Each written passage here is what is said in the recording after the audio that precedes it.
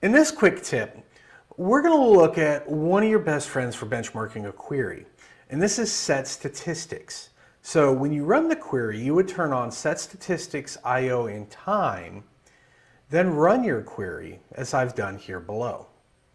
Now when I go to the messages tab, this is where you're going to see the set statistics here. So when we look at IO, reads or writes here, we're going to see logical here. And what logical means is how many times you read pages that were in memory. These are a lot faster than reading from disk. So if we actually had to read from disk to put the pages in memory first, you would see that under physical reads here. And then for the time here, we're also going to get how much CPU time versus how long total duration here.